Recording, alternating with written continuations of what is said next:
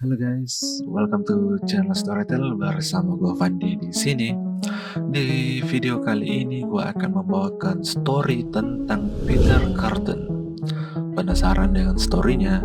Here we go, the story guys.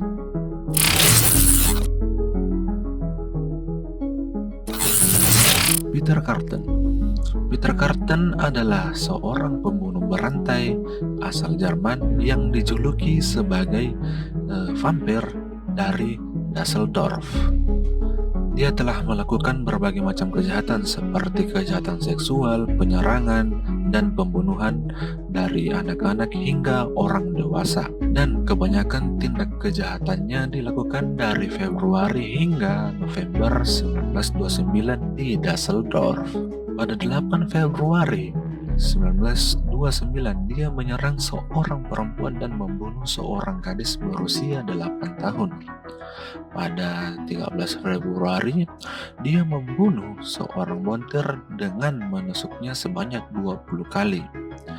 Carton lalu menghentikan aksinya sampai Agustus. Dia kala itu beraksi lagi dengan menusuk 3 orang dalam waktu yang berbeda pada tanggal 21 Agustus, membunuh 2 bersaudari usia 5 dan 14 tahun. Pada bulan September, dia memperkosa lalu membunuh seorang perempuan dengan palu.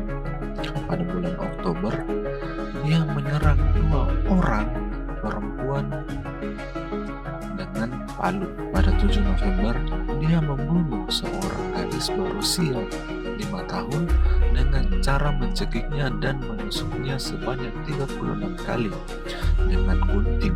Dia lalu mengirim peta lokasi mayatnya pada sebuah koran lokal. Banyak dan bervariasinya korban menyebabkan polisi mengira bahwa ada lebih dari seorang pembunuh. Bahkan pernah sampai lebih dari 900.000 tersangka. Dia melakukan beberapa penyerangan dengan palu dari Februari sampai Maret 1930. Pada bulan Mei 1930 dia membawa seorang perempuan bernama Maria Badlik ke hutan Greenbergen. Di sana dia memperkosanya namun tidak membunuhnya. Berkat Maria Badlik, polisi berhasil mengetahui rumah Carton. Pada 24 Mei, dia akhirnya ditangkap. Saking banyaknya kejahatan yang dilakukan Peter Carton, para dokter harus membelah kepala pria tersebut untuk mengetahui apa yang mendorong perilaku haus darahnya. Namun, mereka tidak menemukan kejanggalan pada otak Peter Carton. Peneliti tidak dapat menjelaskan mengapa pria yang memiliki julukan vampir dari Dusseldorf ini bisa dengan brutal membunuh 9 orang dan meminum darah mereka. Pria kelahiran 26 Mei 1883 itu mengaku telah melakukan 70 jenis kejahatan, termasuk memperkosa, membunuh, serta membakar wanita dan anak-anak perempuan. Pembunuhan pertamanya dilakukan pada anak perempuan berusia 9 tahun, Kristen Klein, pada 25 Mei 1913. Saat sedang merampok sebuah kedai di kota Mulheim am Rhein, Carton melihat Klein yang tertidur di kasurnya. Tanpa pikir panjang, ia pun mencekik dan mengiris leher Klein dengan pisau lipat. Beberapa bulan kemudian, Carton membunuh Gertrude Franken dengan cara yang sama sebelum ia dipenjara karena serangan aksi pemerkosaan dan pembakaran. Setelah keluar dari penjara pada 1921, Carton melanjutkan aksinya. Pria asal Jerman ini menikam, mencekik, dan membunuh korban-korbannya dengan palu. Lalu, ia mengirimkan surat ke polisi dengan menyertakan lokasi penguburan salah satu korbannya untuk mengejek mereka. Pada satu kesempatan, Carton bertemu dengan kakak adik yang berusia 5 dan 14 tahun. Curtin menyuruh sang kakak untuk membeli rokok, sementara ia mencekik dan mengiris tenggorok anak perempuan yang lebih kecil.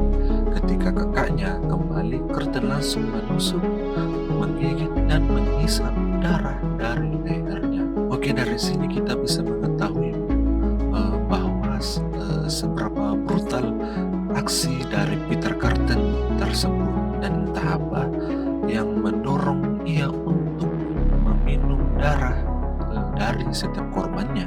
Aksi pembunuhan Curtin berakhir ketika ia membuat kesalahan ceroboh saat menyerang seorang wanita pada 14 Mei 1930. Maria Madlik sedang mencoba menghindari perhatian yang tidak diinginkan dari seorang pria yang mengikutinya setelah turun dari kereta. Disinilah Curtin campur tangan.